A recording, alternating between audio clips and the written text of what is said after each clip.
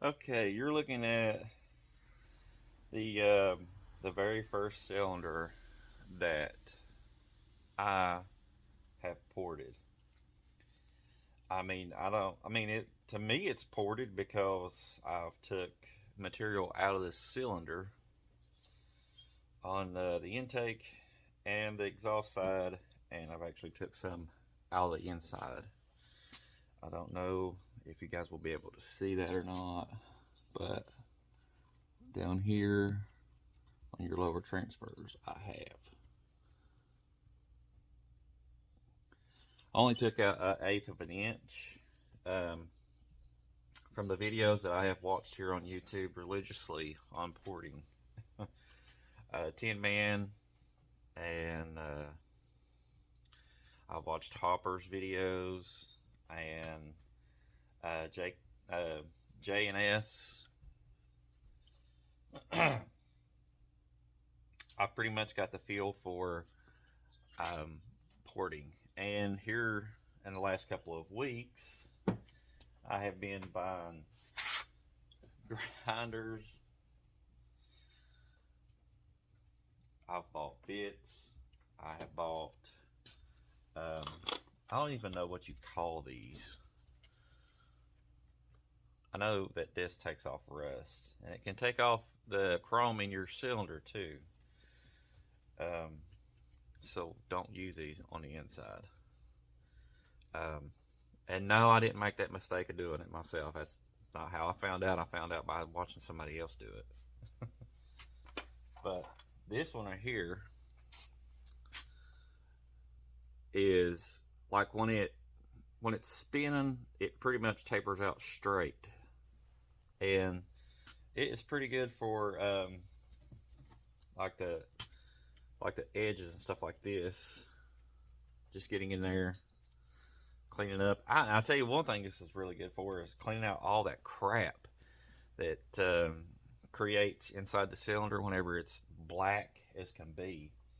I did the top of this the piston, and it brought it off really good. I mean, I know you can use starter fluid, you can use brake cleaner, you can actually use electric cleaner, um, but I don't recommend using that on the paint of the outside of the chainsaw. Um, the brake cleaner actually makes it look dingy. Like this saw had been sitting for a very, very long time, and I could tell.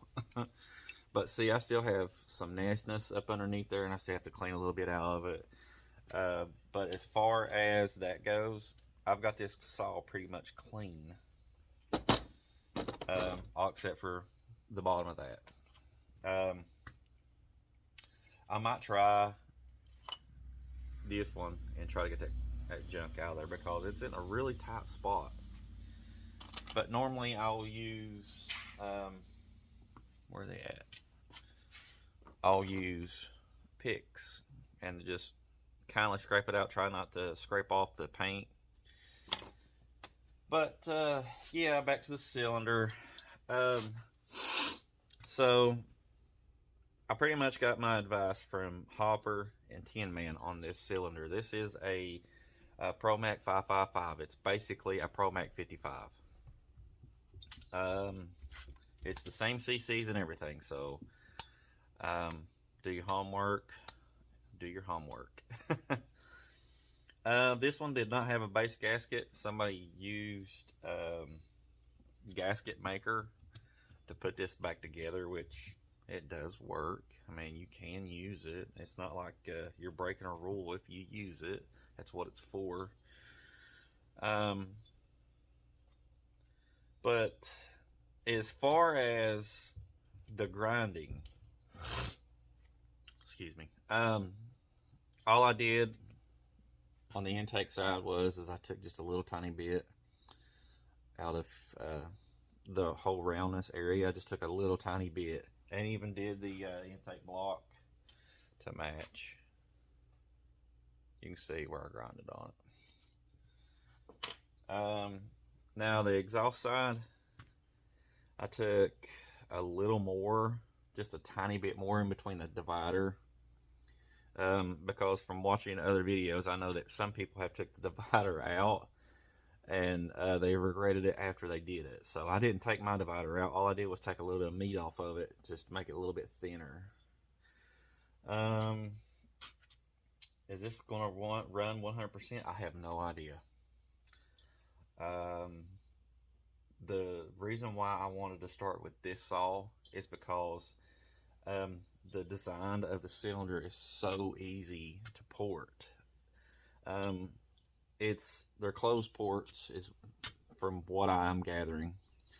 So your ports here and here on the inside of the cylinder, and what you got to do is make a match. And all I did was take a marker and I traced it down. Even put it back on the actual saw, and I watched the piston rise and shut. And I do have a timing wheel.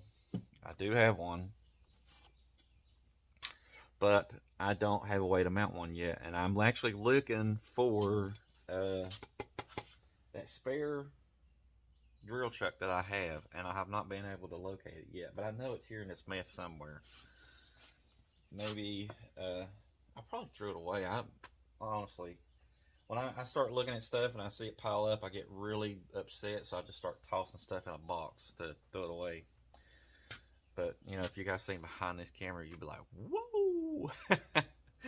There's garbage load everywhere. But the good thing is, they're in boxes. So, and I do burn. After it piles up so much, I just burn it. I don't burn the metal, I just collect it so I can take it to the dump and make a little bit extra money back on them. That's the reason why I don't throw stuff away. Just make a little bit extra money. But like I said, I do have to find a way to actually mount this. And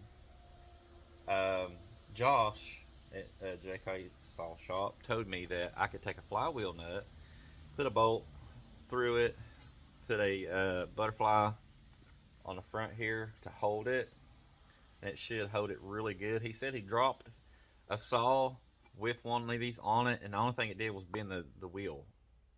It didn't do anything to the actual saw. It landed on the wheel, so that's a good thing, because these things are only like $20. So that's a good thing. But I just really need to find me a way to mount these. And I don't really want to take any more out of the cylinder, because I have I'm taking baby footsteps on this, because I don't want to go too far and go, I wish I wouldn't have done that. I wish I wouldn't have done that. Or I wish I would have done a little bit more. I know that one side of the cylinder has a little bit more of a lip than the other. So what I'm going to do is, on this side right here, I'm going to take a little bit more out of it. And hopefully I can put the saw back together. Because, you know, Macs are like a Lego set. If you ain't got the certain piece, you're not going to put it together. I'm going to give you some advice on taking a saw apart. Now, this is just what I do. I know a lot of people, they take the bolts out and they throw them in a box or a little jug, and they go from there. I don't do that. What I do is I lay the saw, when I start taking stuff apart, I lay the saw out. Whatever piece I took off, I put the bolts with that piece. But I know that my chainsaw,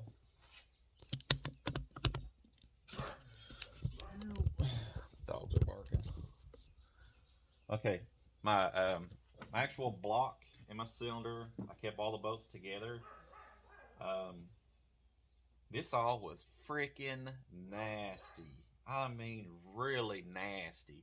Let me give you an example. When I got this saw, it did not have an air filter. Well, it did, but it didn't have anything on it. So, yeah. That was worse. I blew it off. It was worse. The starter cover, if you can imagine what this was like. It was like literally a ½ inch thick all the way around this thing. And that's me scraping it off and trying to get most of it off. I haven't cleaned these parts yet. The only thing I've cleaned is the block, the cylinder. I cleaned the tank. But the rest of that stuff, I'm gonna save it to clean because I'm still in this process right here. I'll tell you one thing that sucks about this saw is this retarded gas, friggin' muffler. I don't know what they were actually thinking when they made these, but I mean, in that day, it was probably a good design, honestly. But now, this right here kind of restricts the flow of everything coming out of the saw. I don't like it. I think it's junk, honestly. I might try my hand at building exhaust for it because, man, look at this.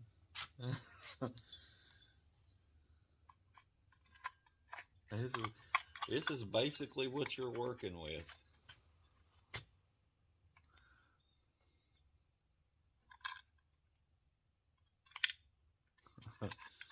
Not much. There's not much. Especially when you look at the heat shield with it coming out. Look how much room you have. That's really, really, really thin. Wow. So I'll have to mimic that somehow. Yeah, somehow I'm going to have to mimic that.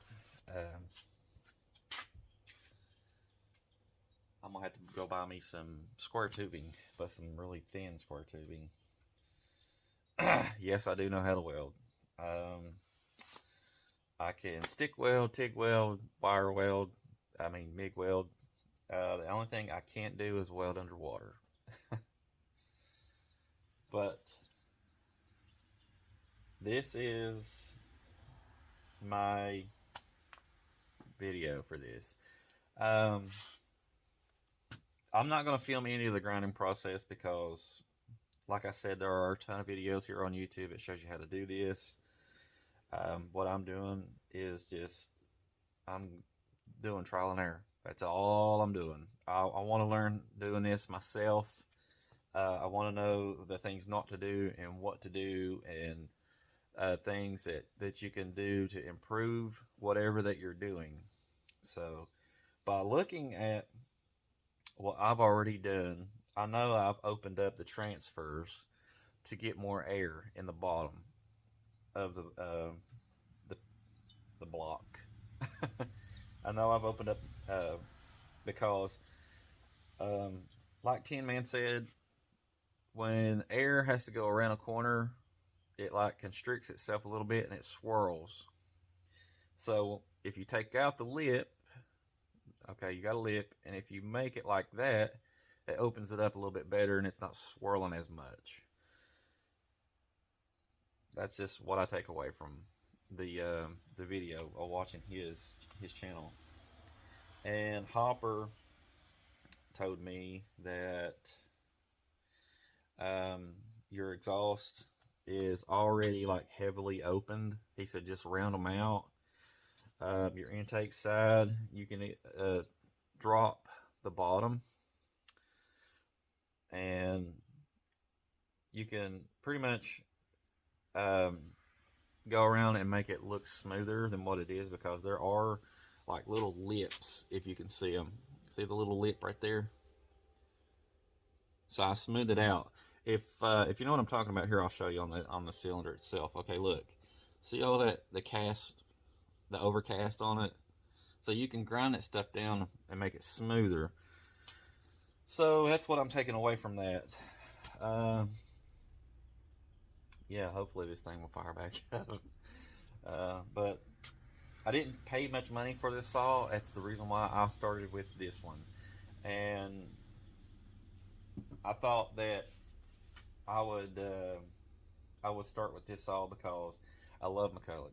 I love the way they sound after you porter them. I love the way they perform after you porter them. They get more torque out of them. I mean, that's basically what a McCulloch is a torque monster. I mean, you can lean on them. These newer saws, you can't really do that. If you force yourself in the wood, it'll stall a little bit. That's the reason why when you see somebody cut, you'll see them go like this to keep their chain moving smooth. If you don't force it, it'll cut like butter. But older saws, you can lean on them. I mean, you can just lean on them and they'll cut.